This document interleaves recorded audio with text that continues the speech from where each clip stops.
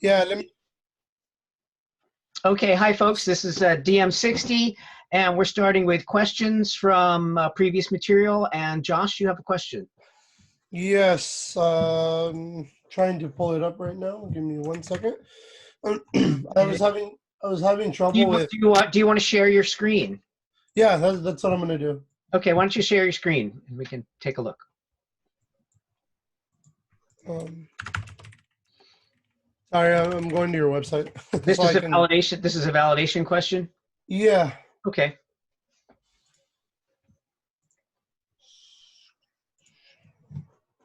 Okay.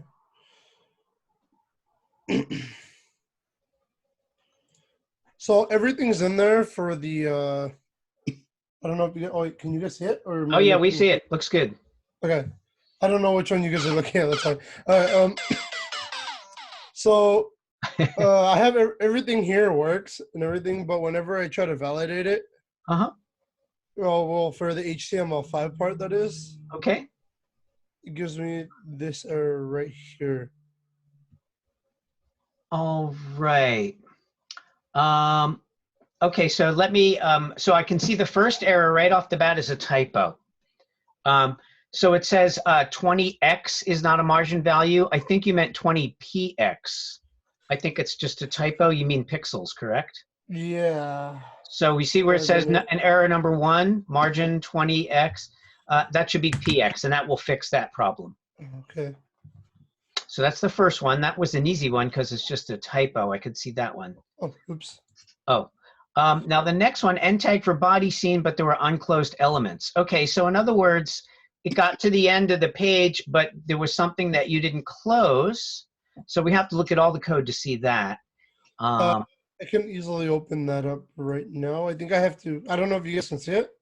well, that's your style sheet. Oh, I see. It's an internal style sheet. Yeah, if you scroll Okay. down. Yeah. Okay, so uh, can you go back up? Let me start at the top and go down. Okay, so stop there. So I'm gonna. So I see H1, and it's closed, and I see a horizontal rule. Then I see an anchor. The anchor's closed. Okay, so your anchor has a problem. See where it says a href index.html? Mm-hmm. Okay, and then it says homepage. Yeah. Um, but no, it's closed. I see it. I'm sorry. You have it right. You have a little extra space you can get rid of there, but no, that's closed. Okay. Then you've got an H2, and you've got these extra spaces. You got an extra space at the beginning of your H2. You could clean that out. Then you have a div, and then you have another div, and then you have an image, and then you have another div. So we've got 1, 2, 3 divs going so far. And then you've closed a div, so we have 2 divs going so far. Then you've opened a div, so we have 3 divs going so far. Then you close it, we have 2 divs. You close a div, we have 1 div. Now you have a paragraph, and I'm looking for the end of the paragraph. The end of the paragraph's right down Oh, here. wait. Yeah, breaks in paragraphs are okay. All right. And the end of the paragraph is all the way there, but where's the end of the div? We're still 1 div that needs to be ended. Is that what's going on? It looks like it. So, So we just hit the. so actually, if you scroll back up a little and just remove that very first div under your H2 right there, delete that. That looks like an extra div. Okay, give that a shot. And I don't remember what the third one was. Oh, the third one and the second one are the same error. So try that. Can you upload that right now and test it again?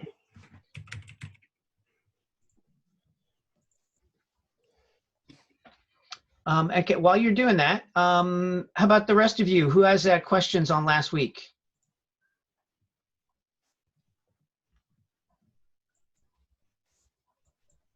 Anybody?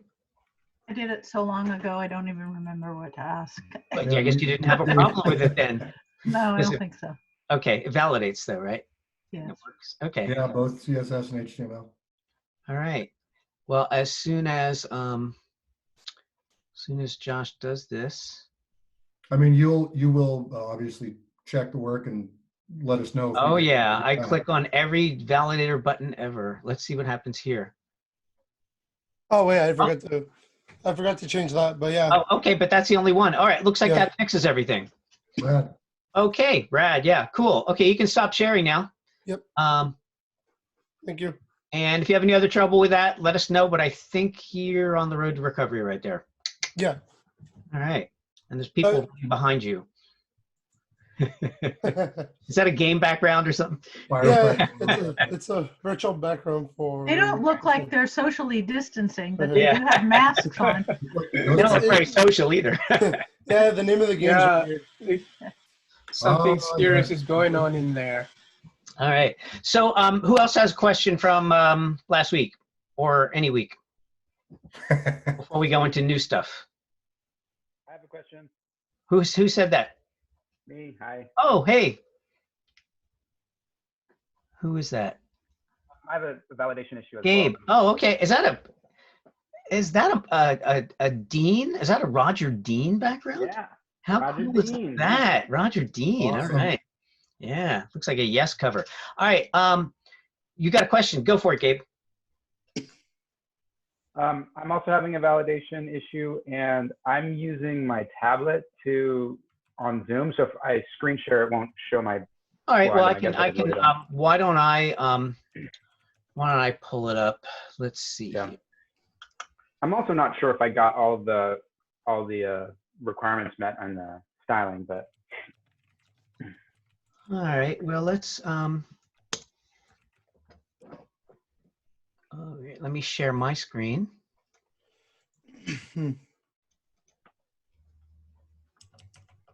Okay. You see my screen? yep, see it.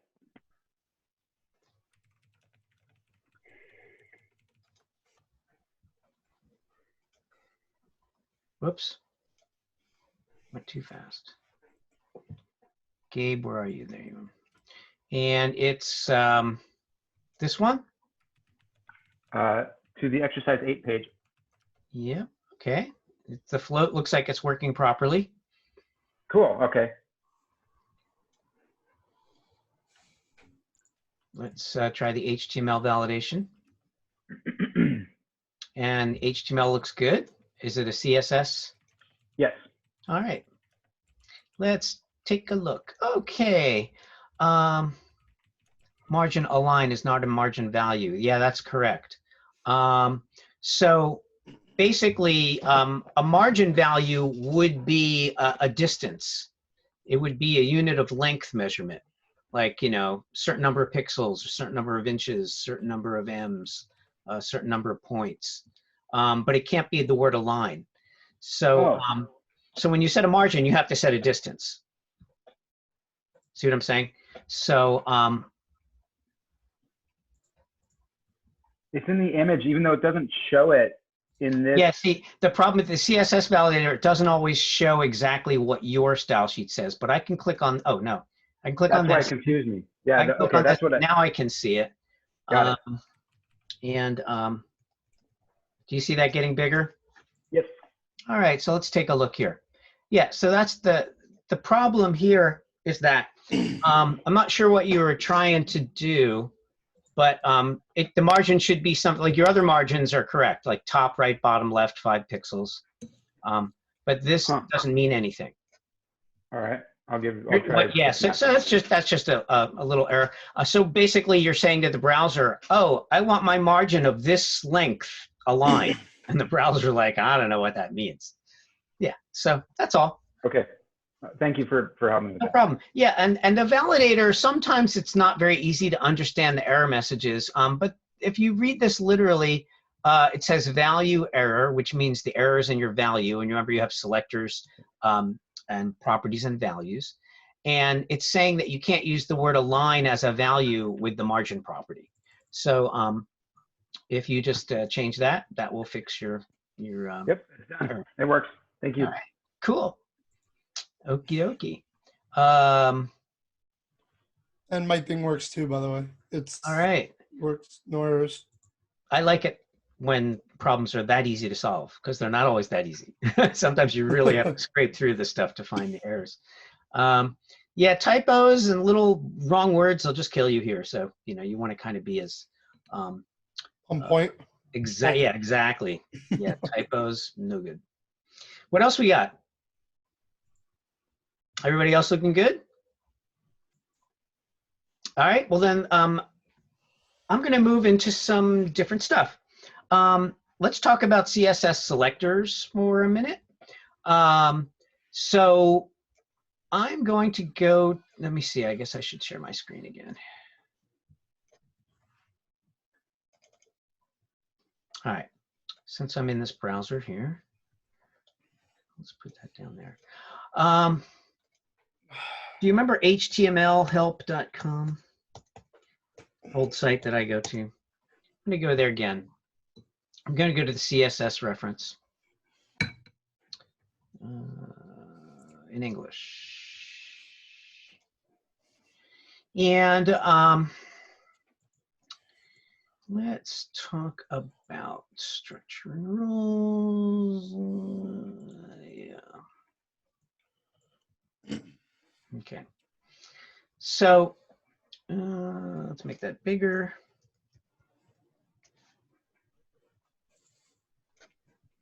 Now, oh, that's cute. Can you guys see when I'm sharing my screen? Do you see the bar on the side with everybody's picture? Mhm. Yes, it's, You do? like the number of ways to lay it out, but yeah. Okay, you can see that. All right, I was never totally sure about that. All right, so selectors. Hello? Oh, I'm sorry. It disappears when you share the screen. It scrambles all the windows up. It's the bane of my existence when I'm running a class. Yeah, I just, sometimes it's not easy for me to see what you're seeing. I'm just trying to figure it out. You know what I mean? Yeah. Okay, but you can see this web window. And ID selectors. We talked about IDs. We talked about classes, right? We talked about class selectors, talked about ID selectors, right? We talked about basic selectors, which like the letter P, which means we're selecting a paragraph or all paragraphs in this sense. And so any HTML element can be a selector, which is called an element selector or a simple or type selector. And there are lots of other selectors though, and I want to talk about some of the more common ones. Let's see, I guess did we talk about grouping selectors yet? Anybody? Most of you are muted. You can unmute yourself if you want to. No, I don't not that I can remember. No. Okay, so there's an example of a selector that selects H1s, H2s, H3s, H4s, H5s, and H6s, all in the same CSS rule. So what it's saying there is that all headlines are red and they're sans serif. So by putting the comma between each one, it's as if you're saying all H1s are red and sans serif, all H2s are red and sans serif, all H3s are red and sans serif, and so forth. So rather than writing separate rules like H1 color red, font family sans serif, H2 color red, font family sans serif, H3 color red, font family sans serif, instead of writing each one as an individual rule, you group the selectors by separating them by commas. And so this here is called a grouped selector or a grouping of selectors. And it's an easy way to select a bunch of stuff at once and style it all the same way. Now, obviously, if you were styling these things differently, you couldn't group them together. But since they all take the color of red in the font family of sans serif, then we can do this as one CSS rule instead of writing it out 6 times with an H1 and H2 and H3 for different selectors. Does that make sense to you guys? Do you understand how that works? Yep. That's just a kind of a syntax thing. So that's how you group selectors. So if you see a comma in a selector, it's basically a delimiter. It is basically separating the different selectors. That's all it does. So the spaces here are optional. The spaces don't matter. If the space follows the comma or if there's not a space following the comma, it's the same. It's just clearer here to see it with spaces because it's easy to read, but you could eliminate those spaces after each comma and the effect would be the same. It would be just as correct. So spaces inside of a selector, in this example, these spaces don't do anything. But a space in a selector, generally speaking, is extremely significant. The reason that these spaces aren't significant is because they're after commas. So usually, however, a space in a selector indicates a descendant selector. So let me open up a text window. Let's see.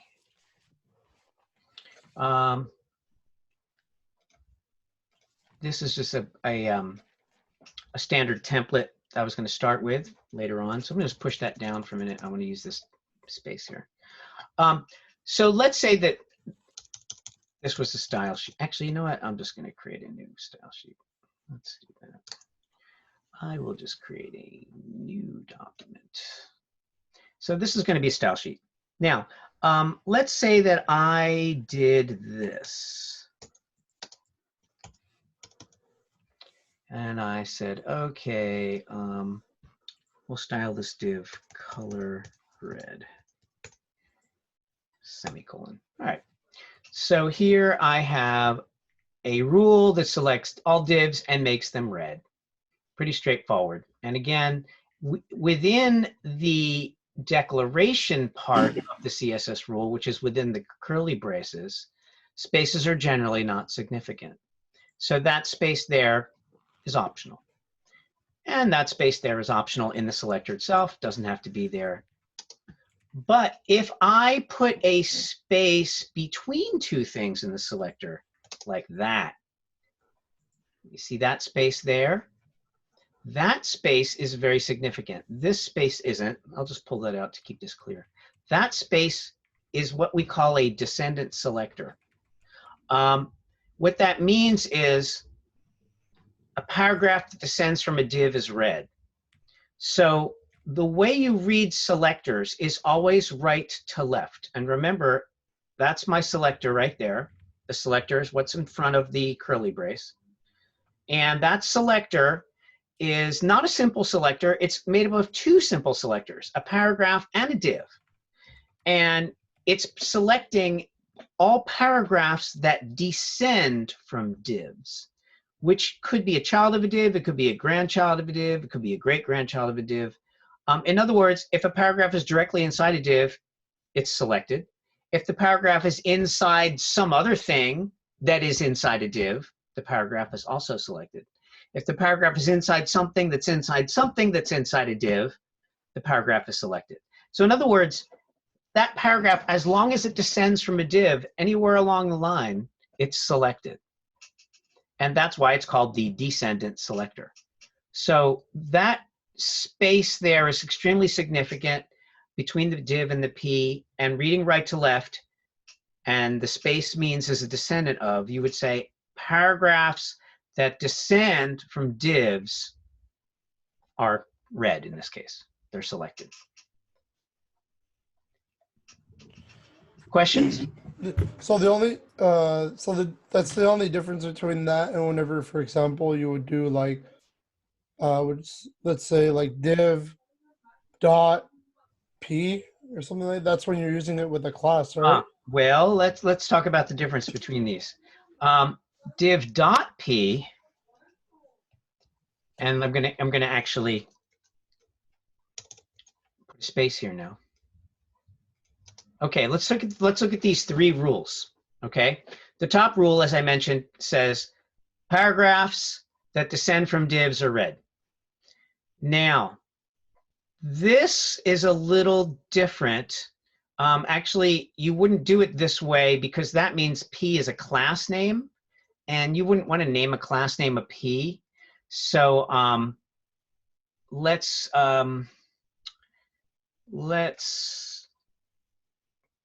give it a class name of duh. When you see that without anything else, that just means anything with a class of duh is red, right? Because a class name starts with a dot. If you see that with no space on either side of the dot, it means paragraphs that have a class of duh are red, but not anything else that has a class of duh. See the difference there? That with the space means completely differently. Anything with a class of duh that descends from a paragraph is red. So it's just like what's above.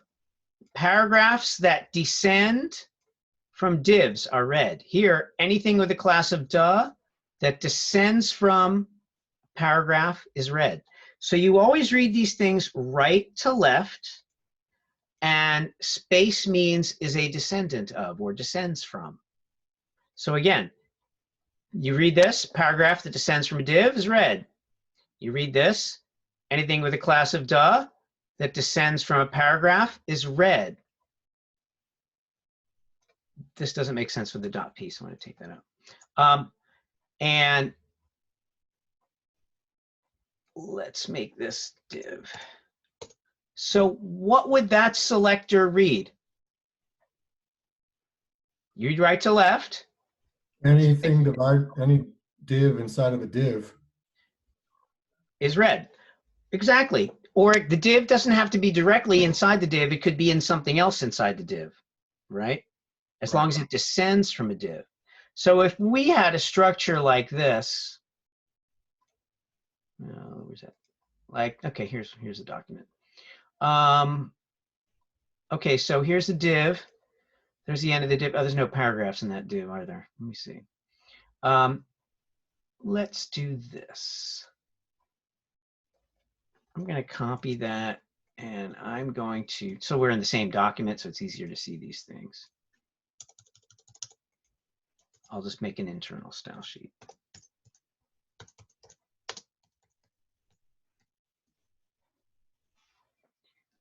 Let's see, yeah, type equals text /css. And we'll end the style sheet down here. Okay, so I have an internal style sheet now. You got a typo. Oh, where's my typo? Line 7 style. There it is, style. Thank you. All right. So, so let's get rid of this one for a second. Let's keep this simpler. Now, this says paragraphs that descend from divs are red. This says divs that descend from divs are red. Now, in this case, is anything selected? I don't see any paragraphs inside of divs. I don't see any divs inside of divs. So let's change that. What if I had a div here and I ended the div here? Okay, so now let's space this off a little. So here's my div. Inside my div, I have how many things are inside the div? Or put another way, how many children does this div have? 5. All right, let's see. I see a paragraph. That's the first child. I see an H2. That's the second child. I see a paragraph. That's the third child. I see an H3. That's the fourth child. I see a paragraph. That's the fifth child. 5 children. Yep. So we would say that this div is the parent of 5 children. We would say that these children of the div are siblings. And we would say that the paragraph here is the first, the second, the third, the fourth, and the fifth child. They're in order. So you can think of them as firstborn, secondborn, thirdborn, fourthborn, and fifthborn to kind of take the family analogy a step further. But we actually, the order is looked at that way. There's 1, 2, 3, 4, 5. So that is the first child, that is the second child, and so forth. So that's how we're looking at the structure. Now, in this structure, what would be red? That paragraph would be red? Right. That paragraph would, oh, wait. Yeah, that paragraph would be red, and that paragraph would be red. Yep. Because this rule says paragraphs that descend from divs are red, right? Now, So do you understand how the descendant selector works? If I had, let's see, let's use another element between the div and the children. So we're gonna insert another parent in here. We're gonna call this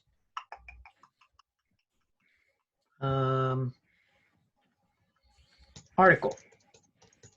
Article is an HTML element, which kind of, as you might guess, it means this is an article. Now, this is kind of a lame article, but we're going to call it an article.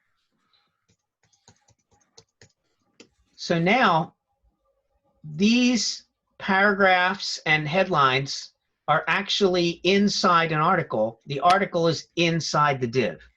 So these are children of the article. The article is a child of the div. So whereas before these siblings, these children were directly inside the div, now they're inside an article inside a div. But they still descend from the div because the div is the parent of article. Article is the parent of these guys. So you could say the div is the grandmother or grandfather of these children here, these siblings. See how this structure works, right? The reason this is important is because we have other selectors to distinguish between descendants and children. And if I, instead of having a space here, if I put an angle bracket like that, you see that there? Greater than sign? That is called the child selector. So whereas a space is called the descendant selector, that angle bracket is called a child selector. And what that rule now says is if you read it right to left, and you always read selectors right to left, a paragraph that's a child of a div is read. You see the difference? So a child is more specific than a descendant. Just as you are a child of your parents, you're not a child of your grandparents. You're not a child of your great-grandparents. You're only a child of your parents. But you're a descendant of your parents, and you're a descendant of your great-grandparents and your great-great-grandparents and so forth. So a child is a subset of descendant. All children are descendants, but not all descendants are children. So now by changing that space to an angle bracket, I've become more specific here. Paragraphs that are children of divs, not descendant of divs. So now that paragraph, is that a child of a div or a descendant of a div? Descendant. Right. It's a child of what? Article. Article. And article is a child of what? Div. Yeah. Div, right. Now, to make these relationships clearer, a lot of times we'll tab these in at each level of hierarchy. And so when you do it, when you do it like that, it's a little clearer. And a lot of people do code like this. This is a very standard way to write your code. And some text editors will try to interpret your code and actually try to nest it like this for you, try to indent it like this for you. But now you can clearly, more clearly see that these children here are children of article, and article is a child of div. See how that works? The indents just make it visually more clear. The indents are not necessary. They don't change anything except they make it more visually easy to understand. So now again, we still have the 5 siblings, but now they're children of article. So now, are any of these paragraphs read? Not anymore, because this says paragraphs that are children of divs are read. And these paragraphs are children of article. They're not children of divs. Now, if I change that to a space again, so now it says paragraphs that descend from div are read. Now those paragraphs are still read. They went back to read. So do you understand the difference between a child and a descendant? So does, say, a class that was added to the div, would that affect everything within it, all the descendants? Well, a class that's added to a div. So let's say that this div maybe has a class on it, like class equals duh, right? Now, does that change the relationships? No. The paragraphs and the H1s and the paragraphs and the H2s and the H3s are still children of article. They still descend from the div, whether or not the div has a class. So that hasn't changed the nature of the relationship, but we can use the class as a means of still filtering through what's selected. So here we could say, let's try this. An article that descends from a div is read, but the div has a class. So if we did that, this would read an article that descends from a div with the class of duh is read. You see how that works? Where if you don't put the class in there, the relationship doesn't change, but now we're making it more specific. And we're saying only articles that descend from divs that have a class of duh are selected to be read. So if there was another bunch of articles inside of divs that then the div didn't have a class of duh, those articles would not be read. See the difference? Now, let me introduce another selector. This one's a weird one, and it's not a space, and it's not an angle bracket. It's a plus sign.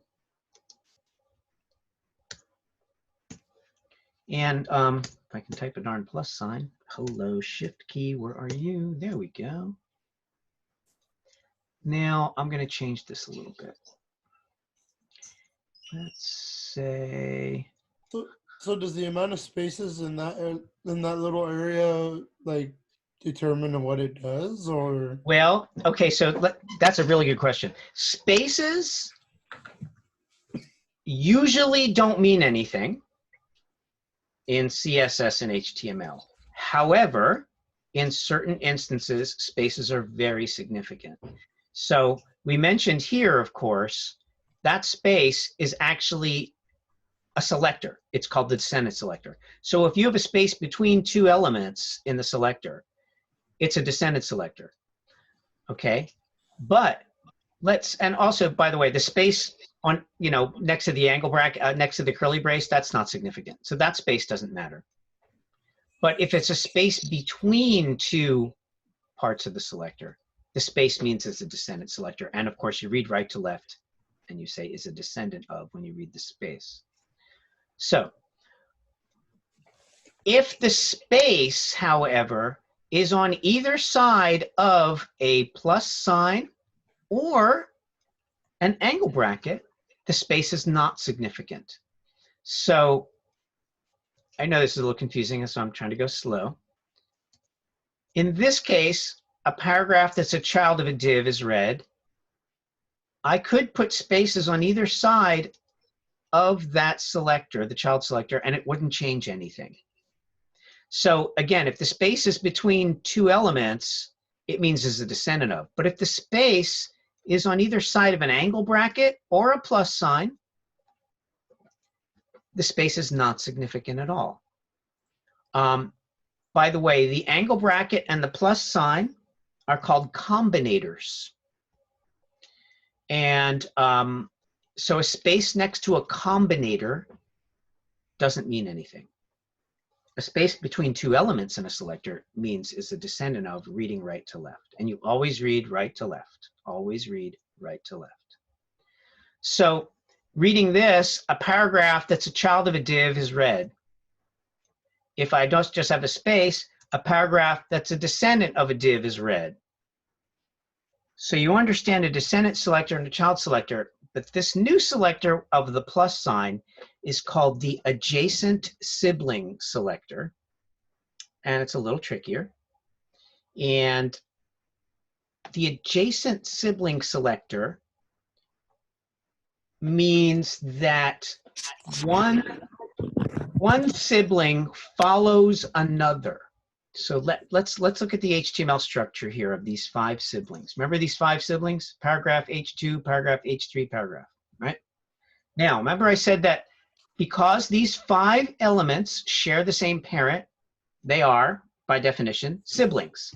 Siblings share the same parent. The difference between these siblings is that's the firstborn, that's the second sibling, that's the third sibling, and so forth. So they are in an order.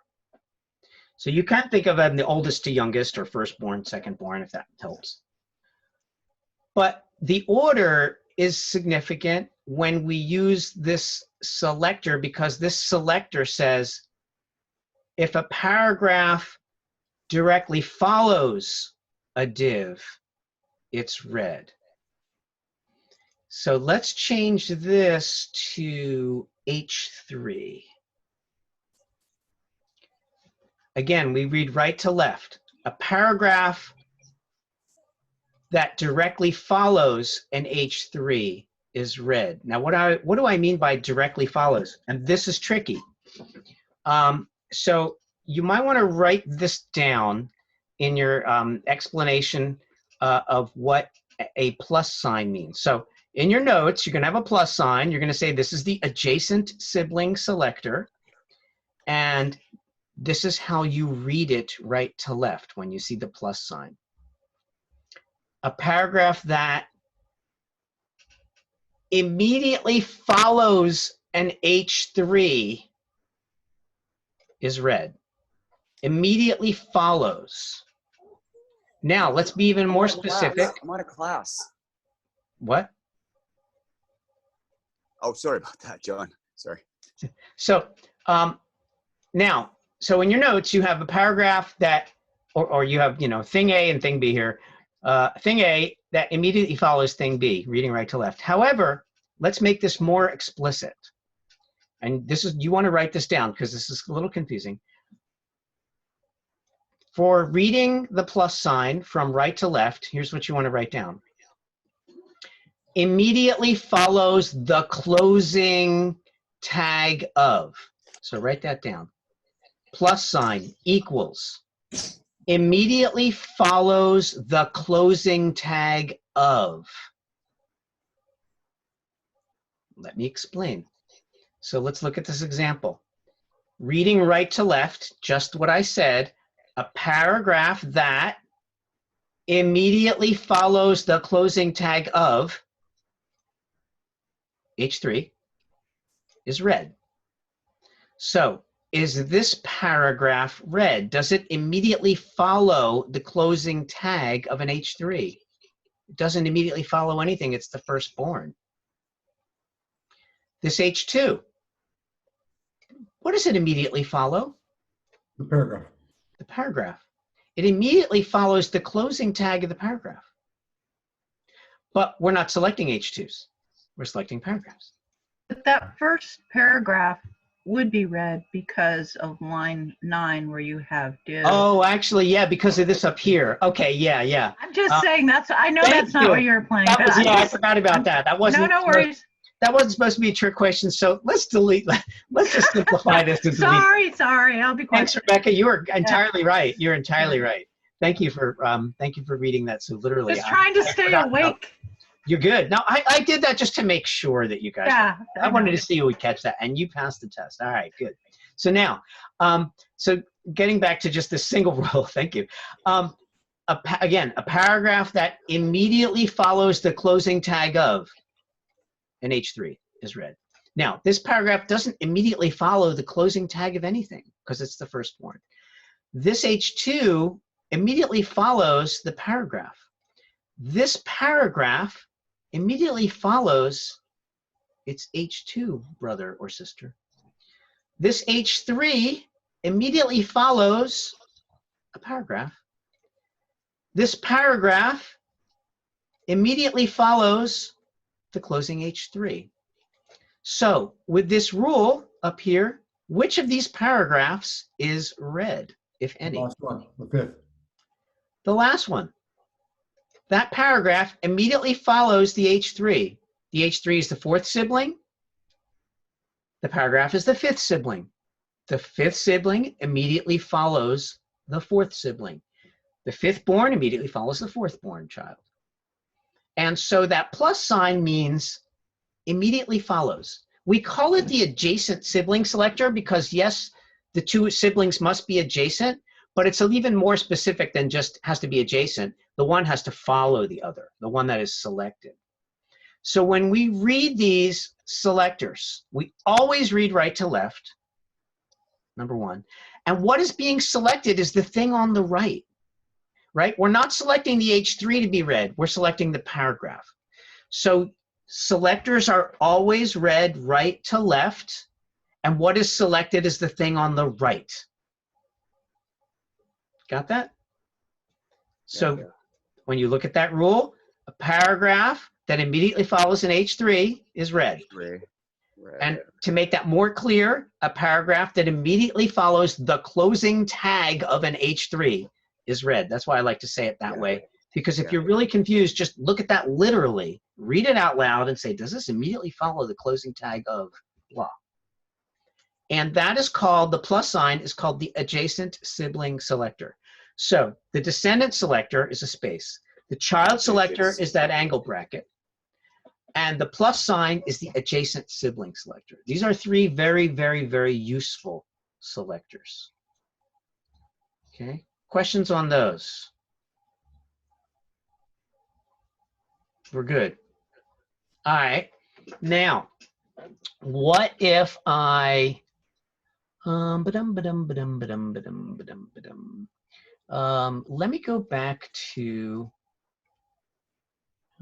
let's see, I want to go back to this reference, CSS properties.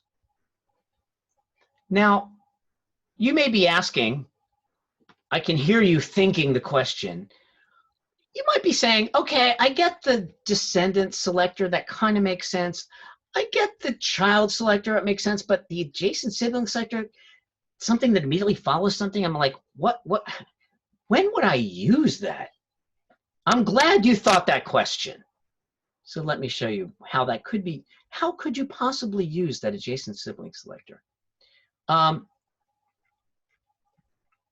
Let's see, let's go to, I want to text, where is it? Indentation. Let's look at text indentation. Okay, there's a CSS property called text indent, and it applies to block level elements, like a paragraph. And so let's say you wanted your paragraphs to indent, you would say, I want my paragraphs to indent a certain amount of space, like a unit of length measurement. This is 5M, which you could think of as, you could kind of roughly think of it as the width of 5 letters M, capital letters M in that font. But essentially, that's a pretty big indent. Think about how much you're indenting text. 5 widths of a capital letter M is a lot of an indent, but whatever. So that's how you would use this. You would say text indent, colon, and then the amount of space, and that could be points, pixels, M's, whatever. So text indent is a CSS property. It's applied to block level elements, and it indents the beginning of the block level element. So far, so good, right? Pretty straightforward, right? Right, I hear you all thinking, right, I got that, John. Okay, good. Yep. So now, let's say, oh wait, I want to get there later. No, that's not where I want to go. Sorry, here. Let's say that I have a couple of paragraphs in a row. So here I have 5 paragraphs in a row, and they're all siblings, of course. Now, lots of times, and I'm going to get rid of this other stuff here. We'll just keep the paragraphs. So in my article, I have 5 paragraphs. Can you think of a way to use the adjacent sibling selector to easily say indent every paragraph except the first one?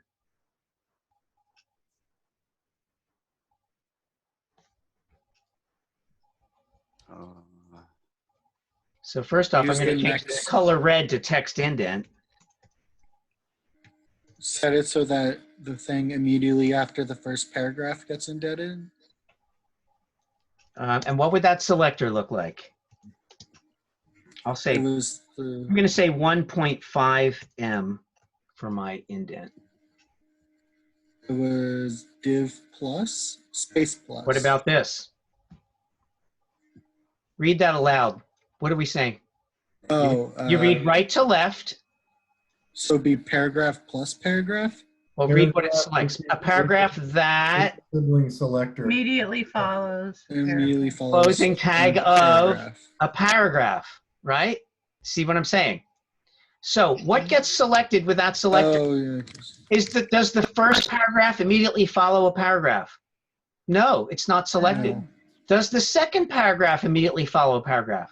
Yes, Yes. it's selected for the indent. Does the third? Yes. Yes. Does the fourth? Yes. Does the fifth? Yes. So essentially, in this kind of structure, that rule just says indent every paragraph except the first one. And that's a fairly common typographical style when you have a series of paragraphs. Sometimes you don't indent the first paragraph, but you indent all subsequent paragraphs. And so you can see that that use of the adjacent sibling selector is a very easy way to say indent everything except the first paragraph. Yeah, Gary. Can you do a negative M value so that I don't believe. becomes- I don't think indents can take negative values. However, you can achieve you can do maybe what you're trying to do with negative margins. right? An indent is in a sense kind of like a margin, but an indent is specifically on a block of text.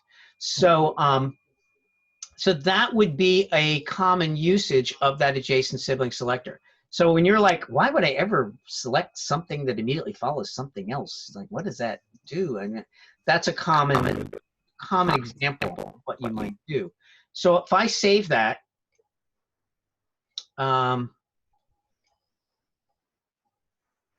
hello, is it trying to save? Come on. I have the spinning pizza wheel of death, which means that my disk is really slow. Okay, so we're gonna call this test.html. We'll just put on the desktop. It's behind this thing somewhere. Where is it? Hello, where is it? It's not on my desktop. There it is. There it is. Okay, so now get a web browser out here.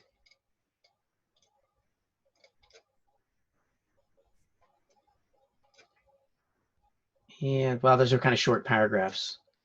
So let's actually make them a little longer so that this makes more sense.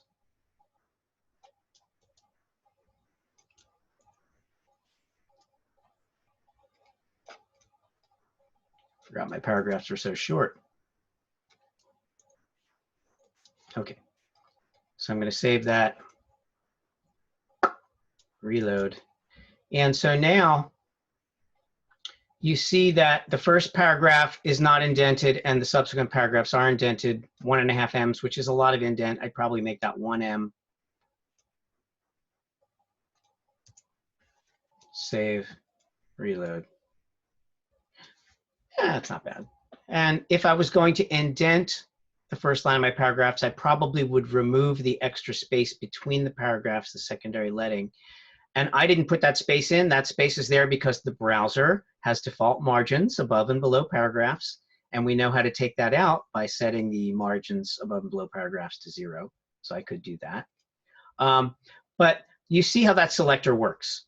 It didn't select the first paragraph, but it selected the others. And that's a very common, that right there is a very common kind of little block of code. It's very common to always indent except for the first paragraph, and then there's your simple rule that would just do that, and then you set your indent. So that's the adjacent sibling selector in a nutshell. There are other uses for it as well, but essentially something that follows something. That can be used in a variety of ways also in terms of margins, especially vertical margins.